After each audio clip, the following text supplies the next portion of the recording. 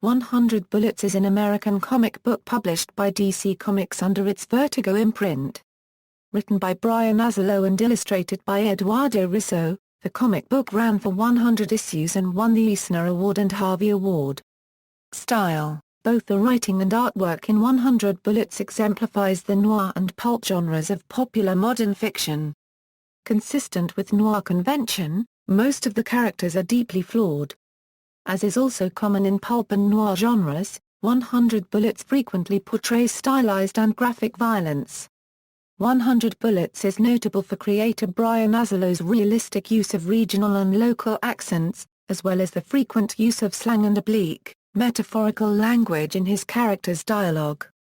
Initially presented as a series of self-contained episodic stories, 100 Bullets developed into a sprawling crime saga in which all the characters and events were connected.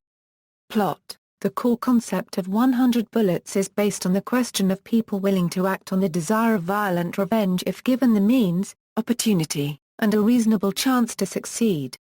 Many of the first issues involve the mysterious Agent Graves approaching someone who has been a victim of a terrible wrong. Graves gives them the opportunity to take revenge by providing a handgun, 100 bullets, and documentation about the primary target responsible for their woes. He informs the candidate the bullets are completely untraceable by any law enforcement investigation, and as soon as they are found at any crime scene, investigations will immediately cease. Although all the revenge murders enabled by Agent Graves are presented as justifiable, the candidates are neither rewarded nor punished for accepting the offer other than their own personal satisfaction.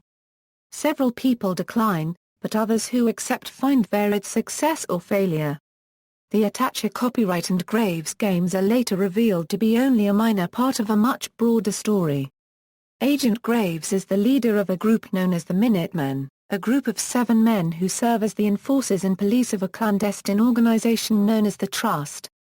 The Trust was originally formed by the heads of 13 powerful European families who controlled much of the Old World's combined wealth and industry. The Trust made an offer to the kings of Europe by which they would leave the continent and their considerable influence and holdings, in exchange for complete autonomy in the still unclaimed portion of the New World. When England ignored this proposition and colonized the Roanoke Island late in the 16th century, the Minutemen were formed. The original Minutemen, 7 vicious killers, eradicated the colony and all of its inhabitants, leaving behind only the cryptic message Croatoan as a warning, reclaiming the land for the Trust. Since this time, the Minutemen's charge has been to protect the 13 houses of the Trust, serving as their force against outside threats and more frequently as police of the internal conflicts between the Trust families themselves. The group's interactions are often facilitated by a person holding the title Warlord for the Trust, who serves as the house's liaison to the Minutemen.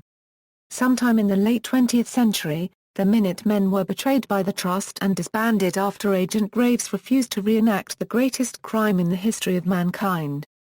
The Minutemen retaliated with the assassination of a hooded figure in Atlantic City, and they were then sent into hiding. Most of the Minutemen of that time were deactivated by Graves. These former Minutemen had their memories repressed for their own protection and were returned to normal lives. These events occurred prior to the beginning of 100 Bullets. As the story plays out, many of those who were offered the chance for vengeance by Graves are revealed to have been people wronged by the Trust or its agents, and 6 are revealed to have been Minutemen at the time of the events of Atlantic City. With his planning, some luck, and the importance of his game, Agent Graves seeks to reactivate several of his Minutemen and recruit potential new members during the course of the series. With the occasional aid of the Trust's current warlord, the charismatic and secretive Mr. Shepard, Graves sets into motion a complicated and deadly plot of revenge against the Trust, which divides into factions, with younger members plotting against the older ones. The series culminates in the downfall of the Trust and its agents, eventually revealing that the Attacher copyright and its contents are a metaphor for the limitless power of the Trust. Characters. Story arcs. Collected editions. There are 13 trade paperbacks in publication for this series. The titles of the trade paperbacks all seem to be somehow related with their volume number, with 4 being indirect references. Book 11 Once Upon a Crime is also a reference as once is Spanish for 11. The exception to the rule is Book 3, which was originally to be called the Charmer Euro as in Third Times the Charmer Euro, but was given the title of the collection's largest plot arc, Hang Up on the Hang Low, when it won the Eisner Award. Another interpretation of this seemingly odd exception is that Hang Up on the Hang Low is a coded allusion to Masonic symbology, the upwards triangle placed over the downward triangle, where the number 3 is indicated among other things through this code. As the trust can also be seen to be a Masonic-type allusion, one should also look for other Masonic symbols through the books.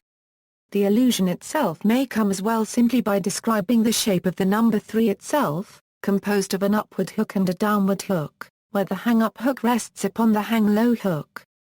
A series of hardcover volumes collecting the series have also been published. Note: the full title of all volumes listed here start with 100 Bullets.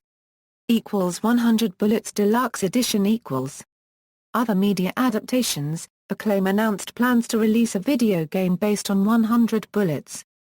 However, following the collapse of Acclaim's publishing house, the game was cancelled. It was intended that the player would be either Cole Burns or Snowfalls and play in a third-person view, with actor Keanu Reeves portraying Cole Burns. The plot was not publicly known, aside from a supposition that it followed the plot of the comic book. D3 Publishing obtained the rights from Warner Brothers to publish a 100 Bullets game in 2006.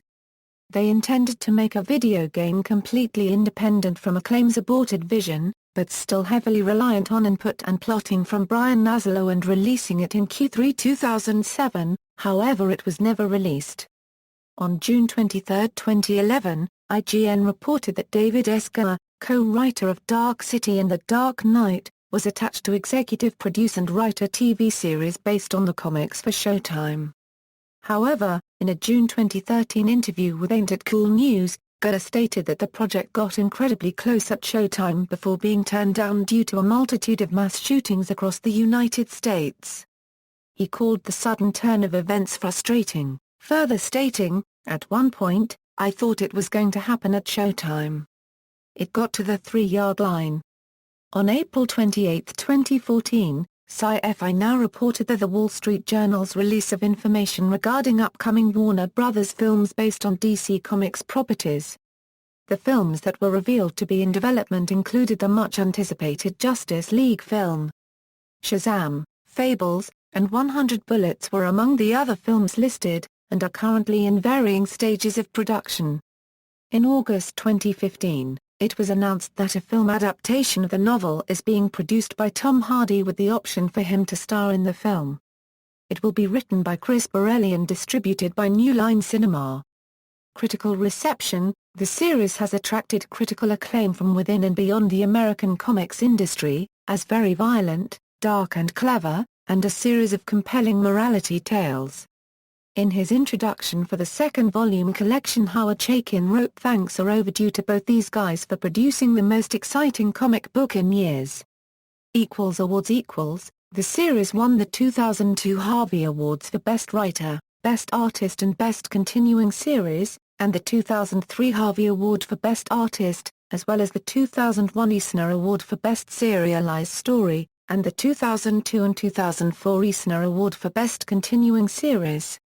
Sequel Brother Lono at the Emerald City Con on March 1, 2013, Vertigo editor Mark Doyle announced that the franchise's creative team have joined forces once again to work on a miniseries, Brother Lono. It was an 8-issue miniseries that detailed Lono's rehabilitated life in Juarez after the events of 100 Bullets issue number 100. Collected editions. See also, other titles by the same team: Johnny Double, Batman, Broken City, Flashpoint, Night of Vengeance, Spaceman. References.